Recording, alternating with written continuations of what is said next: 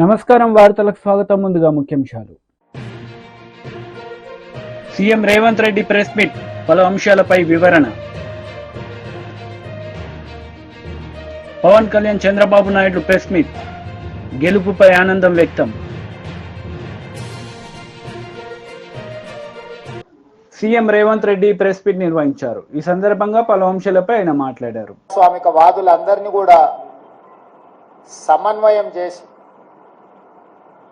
Narendra Modi Bharatiya Janata party నేతృత్వంలో నడుస్తున్న NDA ప్రభుత్వం ప్రజా వ్యతిరేక నిర్ణయాలను, పరిపాలన వైఫల్యాలను దేశ స్థాయిలో ప్రచారం కల్పించి ఎన్డీఏ కూటమికి ప్రత్యామ్నాయంగా ఇండియా కూటమిని ఏర్పాటు చేసి వీలైనంత మేరకు సహకరించిన వాళ్ళందరినీ సహకారం తీసుకొని సమన్వయం చేసుకొని ఏఐసిసి అధ్యక్షుడు మల్లికార్జున్ ఖర్గే గారు, శ్రీమతి సోనియా గాంధీ గారు, రాహుల్ గాంధీ గారి యొక్క పాదయాత్ర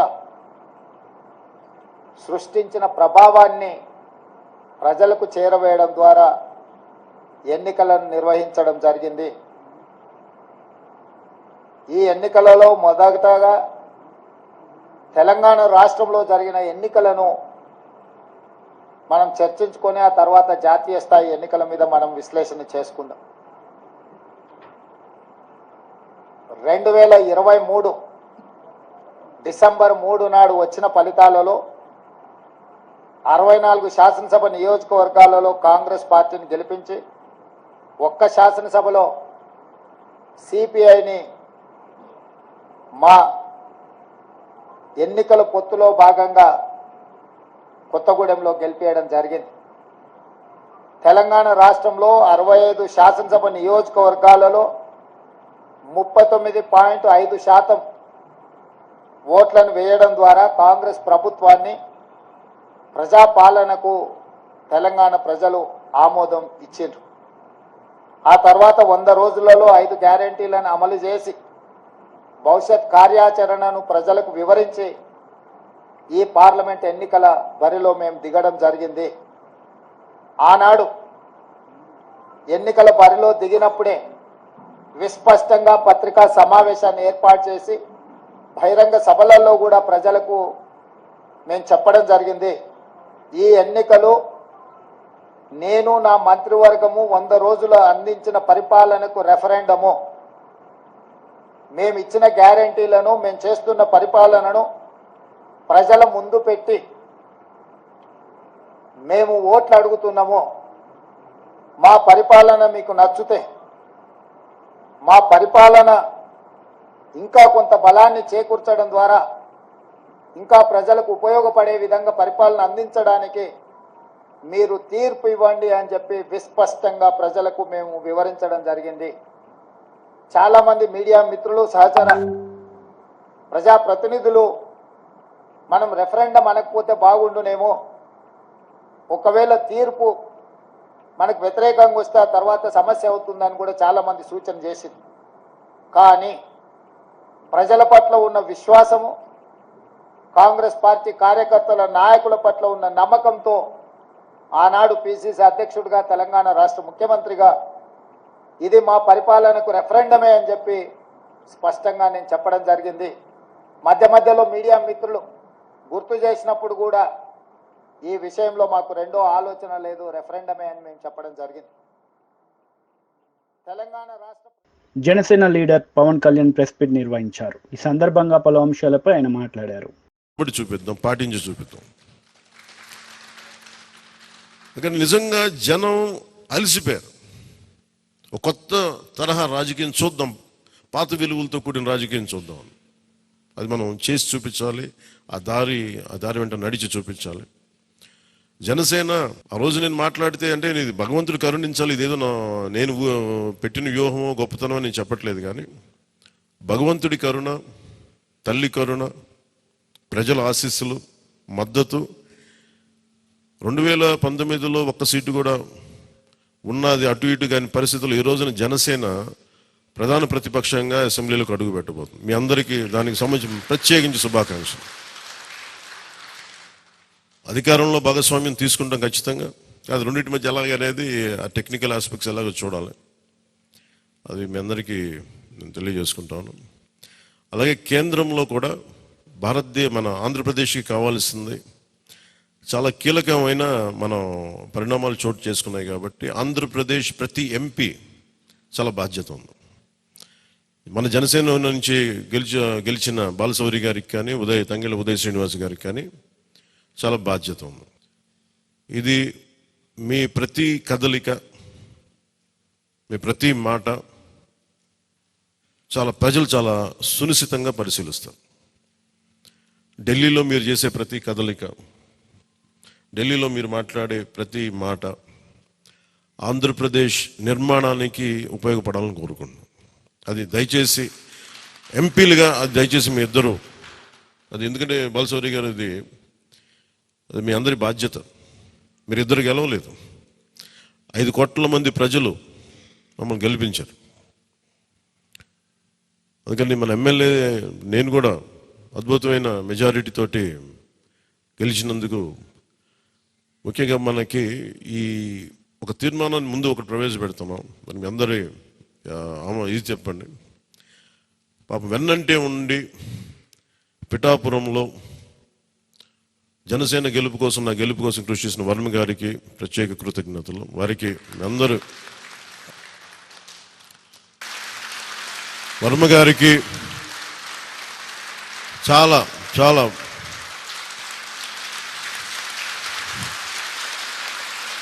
వర్మ గారా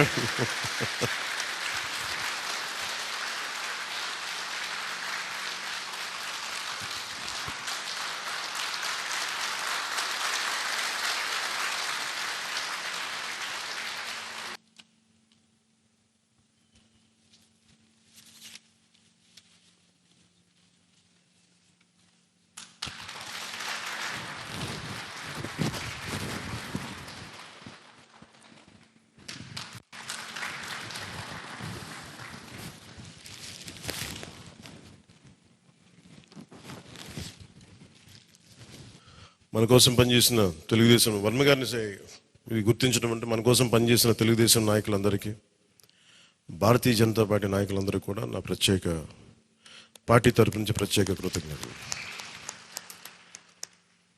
అలాగే జన సైనికులకి ప్రత్యేకించి మీరు పడ్డ శ్రమ, కృషి మేము మర్చిపోలేం. మమ్మల్ని గుండెల్లో పెట్టి చూసుకుంటాం. మీ భవిష్యత్తు కానీ మీ బాధ్యత మీకు ఎలా ఉండాలనేది మేము గుండెలో పెట్టి చూసుకుంటాం. అలాగే మా ఆడపడుచులకి, వీర మహిళలకి, యువతులకి జనసేన కోసం మీరు పడ్డ శ్రమ మేము మర్చిపోలేం. మీ అందరికీ కూడా నా ప్రత్యేక ధన్యవాదాలు, కృతజ్ఞతలు. మీ శ్రమని, మీరు చేసిన ఈ కృషిని మేము మర్చిపోం. మీ ఆశయాలని మీరు దేనికోసమైతే పనిచేస్తారంటే ముందంటే తీసుకెళ్తాం. ఈ జనసేన కార్యాలయం ఇంకొద్ది రోజుల్లో ఫుల్ ఫ్లెడ్జ్డ్ ఫంక్షనింగ్ ఆఫీస్ అవబోతుంది, రెడీ అవబోతా ఉన్నది. మనకి రాష్ట్రంలో ఈ నలుమూలలు ఎవరు వచ్చినా కానీ దానికి టీడీపీ అధినేత నారా చంద్రబాబు నాయుడు మీడియా సమావేశం నిర్వహించారు. ఈ సందర్భంగా పలు అంశాలపై ఆయన మాట్లాడారు. 60% పడ్డాయి, వైసీపీకి 39.37% పడ్డాయి. ఇది ఊహించినటువంటి ఒక్కొక్కసారి 95,000 మెజారిటీ. ఒకప్పుడు నేను చార్మినార్ ఎగ్జాంపుల్ చెప్పేవాడిని. చార్మినార్ అంటే అక్కడ ఎంఐఎం కంచుకోట, అక్కడ ఎప్పుడు ఎక్కువ ఓట్లు వచ్చేటివి. ఆ తర్వాత కుప్పం, సిద్దిపేట పోటీ పడేటి రెండో స్థానానికి. అప్పుడు కూడా 70,000, 80,000, 50,000 కాడ ఆగిపోయేవాళ్ళం. ఈసారి 95,000, 94,000, మళ్ళా 92,000, 91,000. మంగళగిరి లాంటి కాన్స్టిట్యున్సీలు 91,000 మెజారిటీ. ఏ విధంగా అభివర్ణించాలో నాకైతే అర్థం కాదనమాట. అంతా ఇదెళ్లిపోయినాయి. ఇవన్నీ చూసిన తర్వాత ప్రజలు ఇచ్చిన తీర్పు మీరు చూస్తే అహంకారం, నియంతృత్వం, విచ్చలవిడితనం, ఏదంటే అది చేస్తాననుకుంటే ప్రజలు క్షమించే పరిస్థితులు లేరు. అదే ఈరోజు నిరూపించే పరిస్థితికి వచ్చారు. ఒక మాటలో చెప్పాలంటే ఈసారి వీళ్ళు చేసింది గుణపాఠం పాలకులకు కాదు, అవినీతి అహంకారంతో ముందుకు పోయే ఎలాంటి ధ్వంసకారులకైనా ఇదే జరుగుతుందని నిరూపించారు ప్రజలు. దానికి మనస్ఫూర్తిగా అభినందిస్తున్నా.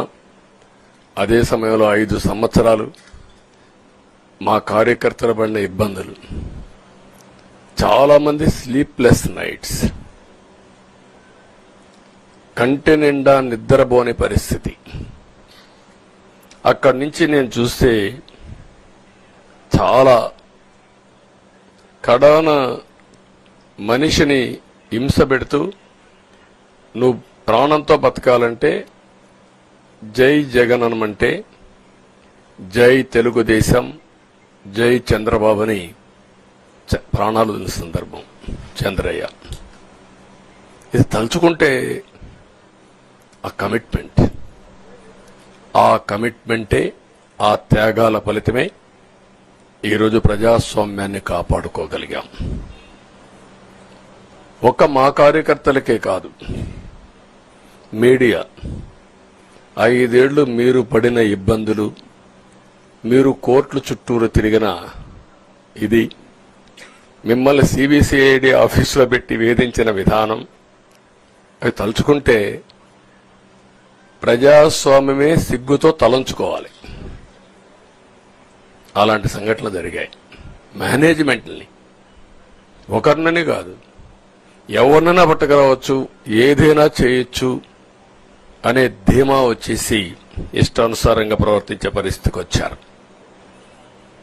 అదే సమయంలో ప్రజల మీద, మా పార్టీ మీద సరే, ఈవెన్ జనసేన, పవన్ కళ్యాణ్, ఆయనకు కూడా స్వేచ్ఛ లేదు. ఎక్కడైనా సరే విశాఖపట్నానికి వెళితే ఉన్న పళంగా విశాఖపట్నం నుంచి వెకేట్ చేయాలని తిరిగి, అంటే నగర బహిష్కరణ. ఒక నాయకుడిని నగర బహిష్కరణ చేస్తే కారణం చెప్పకుండా ఇంకా వేరే వాళ్ళ కథ ఏముంటుందో మనం ఆలోచించుకోవాల్సిన అవసరం ఉంది. కేసులు పెడితే ఎందుకు? BJP leader Raghunandan Rao press meet నిర్వహించారు. ఈ సందర్భంగా పలు అంశాలపై ఆయన మాట్లాడారు. అడుగు పిలువు, మీటింగ్ పెట్టి రేపు ప్రగతి భవన్లో వస్తా, సెక్రటరియట్కి పిలువు, సమీక్ష పెట్టి వస్తా. నా టెలిఫోన్ అఫీషియల్ నెంబర్ నుంచి నేను పోలీసు వాళ్ళని బతిలాడినా, బెదిరించిన, సార్ పైసలు వంచుతూ వచ్చి పట్టుకోమని చెప్పి. గది చేతగాలేదు నీకు, కానీ నువ్వు వచ్చి కథలు చెప్తా ఉన్నావు.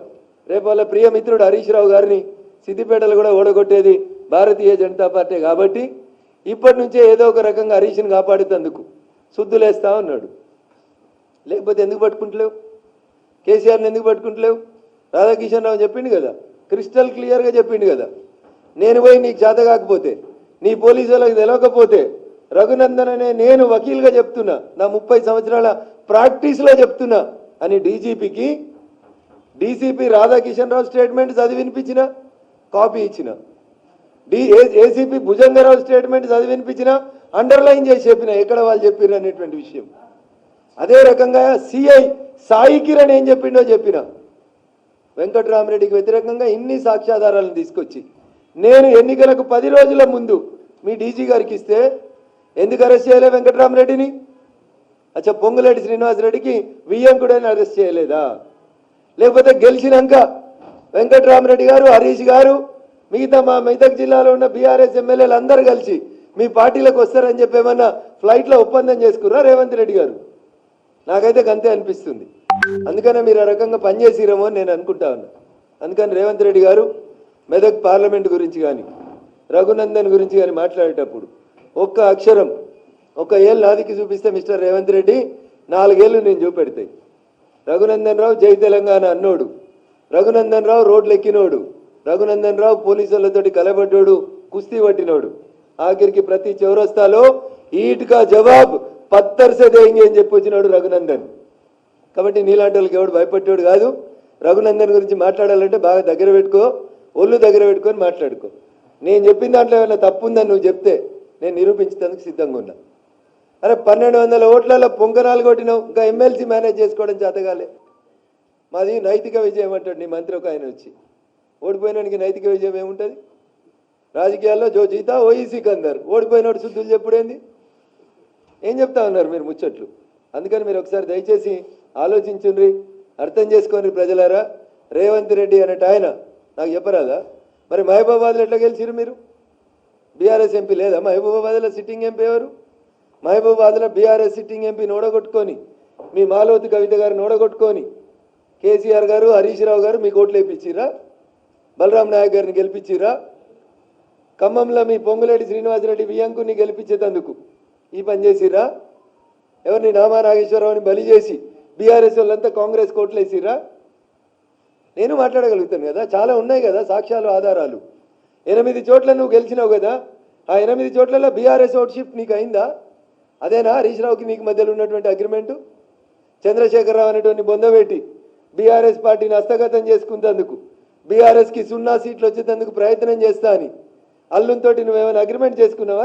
BJP leader Etela Rajender press meet నిర్వహించారు. ఈ సందర్భంగా పలు అంశాలపై ఆయన మాట్లాడారు. ఇప్పుడేమో ఈ దేశంలో పెద్ద పార్టీలు లేవు, స్వతంత్రాన్ని తెచ్చిన పార్టీగా ఛాంపియన్ పొంది ఇవాళ ఆ లెగసీలో భాగంగా కాంగ్రెస్ పార్టీకి నెహ్రూ గారు 1952, 57, 62 మూడోసారి కూడా వారు ఎన్నికయ్యారు. 64లో వారు ప్రథమపదించారు. కానీ వాళ్ళ మోడీ గారికి ఏ లెగసీ లేకుండా సంకీర్ణ రాజకీయాలు దేశాన్ని నడుపుతున్నటువంటి ఈ రోజులల్లో ఒక టర్మే ఉంటే ఇంకో టర్మ్కి ఇంకొక ప్రభుత్వాన్ని ఎన్నుకుంటున్న ఈ రోజులలో 10 ఏళ్ళు గడితే ముఖం మొత్తి ఇక వద్దుపో అంటున్న ఈ సందర్భంలో ఇవాళ 3వసారి ముచ్చటగా మళ్ళీ నరేంద్ర మోడీ గారి నాయకత్వంలో 296 సీట్లతో మేము మాతో పాటుగా 2 పార్ట్నర్స్ అలయన్స్ తోటి ఇవాళ మళ్ళీ 3వసారి ముచ్చటగా ప్రధానమంత్రి కాబోతున్నటువంటి సందర్భం మనం చూస్తూ ఉన్నాం. కాబట్టి ఇలా తెలంగాణ ప్రజానీకానికి ఏ నమ్మకం, ఏ విశ్వాసం మా మీద పెట్టుకున్నారో ఆ విశ్వాసాన్ని, ఆ నమ్మకాన్ని ఎక్కడ కూడా వమ్ము చేయకుండా అనునిత్యం మీకు అందుబాటులో ఉండి మాకు ఇచ్చినటువంటి ఈ పదవిని అలంకారం కోసం కాకుండా నోట్లో నాలుకలాగా ఉండి మీతో ఉండి మీ సమస్యల పరిష్కారంలో మమ్మల్ని ఎన్నుకున్న నియోజకవర్గాల అభివృద్ధిలో అబ్కీ బార్ 400 పార్ ఫిర్ ఏక్ బార్ మోడీ సర్కార్ ఈ 2 నినాదాలు ఇచ్చింది భారతీయ జనతా పార్టీ కాదు, మా నాయకులు కాదు. ఈ నినాదం ఇచ్చింది 10 సంవత్సరాలుగా నరేంద్ర మోడీ గారి పరిపాలన చూసిన తర్వాత నచ్చి మెచ్చి ప్రజలు ఇచ్చినటువంటి నినాదం అది, ప్రజలు ఇచ్చిన నినాదం అది. అయినా ఈ దేశంలో మళ్ళీ అధికారం రావాలంటే 272 సీట్లు కావాలి. మ్యాజిక్ ఫీవర్ మీకు తెలుసు. 272 ఇవాళ 296 ఇవాళ మీరు చూస్తున్నగా పక్క రాష్ట్రంలో 5 ఏళ్ళకి ఆగమైపోయింది. అంతకుముందు మన్మోహన్ సింగ్ గారు కూడా 10 ఏళ్ళు పాలించింది, మళ్ళా దెబ్బ కొడితే ఇప్పటిదాకా లేవలే. మొదటిదాకా పాలించిన ఈ రాష్ట్రంలో పాలించిన కేసీఆర్ గారు కూడా 10 ఏళ్ళకి ఏమైందో మీకు చూసింది. టీడీపీ లీడర్ మీడియా సమావేశం నిర్వహించారు. ఈ సందర్భంగా పలు అంశాలపై ఆయన మాట్లాడారు. డిసెంబర్కి పూర్తి చేస్తానని చెప్పావు, మరి పోలవరాన్ని ఎట్లా ముంచేశావు? ఈవేళ ప్రజలు ఇచ్చినటువంటి తీర్పు. ఆ రోజు ప్రతిపక్ష నాయకుడిగా అమరావతిని స్వాగతిస్తూ ఉన్న 30,000 ఎకరాలు పైబడి రాజధానికి ఉండాలని ఆ రోజు అసెంబ్లీలో చెప్పి అధికారంలోకి వచ్చిన తర్వాత అమరావతి కాదు 3 ముక్కలని చెప్పి ఏ 3 ముక్కలైనా ఒక్క ఇటుకు కూడా పెట్టలేనటువంటి నీ అసమర్థతకి నిన్న ప్రజలు ఇచ్చినటువంటి తీర్పు. అధికారంలోకి వచ్చినటువంటి వారం రోజుల్లోనే ప్రజావేదికను కోల్చడం ద్వారా ఏదైతే నీ అరాచకత్వాన్ని ఈ ఆంధ్రప్రదేశ్ రాష్ట్రంలో ప్రారంభించావో దాన్ని వ్యతిరేకిస్తూ ప్రజలు ఇచ్చినటువంటి తీర్పు. ఏదైతే ఒక ఎస్సీ, ఎస్టీ, బీసీ మైనారిటీలు ఎవరైతే ఉన్నారో మరి అటువంటి వారికి సంబంధించినటువంటి 138 సంక్షేమ పథకాలు ఏవైతే రద్దు చేశావో దాని మీద నీకు ప్రజలు ఇచ్చినటువంటి తీర్పు. ఏదైతే రాజ్యాంగబద్ధంగా ఒక ఎస్సీ, బీసీ సప్లాన్ నిధులు ఏవైతే ఉన్నాయో వాటిని ఏ రకంగా అయితే నువ్వు దారి మళ్లించావో వాటి మీద ప్రజలు ఇచ్చినటువంటి తీర్పు. పేదవాడు 5 రూపాయలకి పట్టెడు అన్నం తినేటువంటి అన్నా క్యాంటీన్ని నువ్వు రద్దు చేసి పేదల కడుపు కొట్టావు. అది ప్రజలు ఇచ్చినటువంటి తీర్పు. ఒక ఆడబిడ్డ పెళ్లి చేసుకుంటే ఒక చంద్రన్న పెళ్లి కానుక, ఎవరైనా ప్రమాదవశాత్తు ఎవరైనా చనిపోతే వాళ్ళకు ఒక చంద్రన బీమా, మరి వాటిని రద్దు చేశావు. అందుకే ఈరోజు ప్రజలు ఇచ్చినటువంటి తీర్పు. ఏదైతే ఈవేళ ప్రకృతి సహజ సిద్ధంగా వచ్చేటువంటి ఇసుకను కూడా నువ్వు ఈవేళ కొల్లగొట్టినటువంటి పరిస్థితి. ఏదైతే ఆ రోజు మద్యపాన నిషేధం అన్నావు, అధికారంలోకి వచ్చాక మద్యాన్నే వనరుగా మార్చుకుని ఆ బ్రాందీ షాపుల్ని నువ్వు సొంతం చేసుకుని ఆ బ్రాందీ షాపుల్లో సైతం నువ్వు సొంతంగా నీ సొంత బ్రాండులను తయారు చేసుకుని కల్తీ మద్యం, నాసిరకం మద్యం ఇచ్చే ఈవేళ వాళ్ళ జేబులు కొట్టేయడమే కాదు, వాళ్ళ ప్రాణాలను ఏవైతే కొల్లగొట్టావో దాని మీద ప్రజలు ఇచ్చినటువంటి తీర్పు. ఏదైతే ఈ యొక్క ఆంధ్రప్రదేశ్ రాష్ట్రంలో ఏదైతే విలువైనటువంటి గనులు ఏవైతే ఉన్నాయో, మైండ్స్ ఏవైతే ఉన్నాయో, ప్రజల సంపద ఏదైతే ఉందో దాన్ని ఏ రకంగా అయితే నువ్వు లూటీ చేసావో దాని మీద ప్రజలు ఇచ్చినటువంటి తీర్పు. ఏదైతే ఆంధ్రప్రదేశ్ రాష్ట్ర భవిష్యత్తు తరాల వారికి ఉపయోగపడవలసినటువంటి మరి విలువైనటువంటి భూములు, ఆఖరికి కలెక్టర్ ఆఫీసులు, పార్కులు వంటి సైతం నువ్వు తాకట్టు పెట్టుకుని నీ అనసూయులకో వేలంపాట పెట్టుకుని నీ యొక్క అనసూయులకు అమ్ముకుని విలువైనటువంటి భూములు కూడా ఏదైతే నువ్వు ఆంధ్రప్రదేశ్ రాష్ట్రంలో 5 సంవత్సరాల్లో కొట్టేశావో మరి ఇవన్నీ చాలా ఉన్నట్టుగా.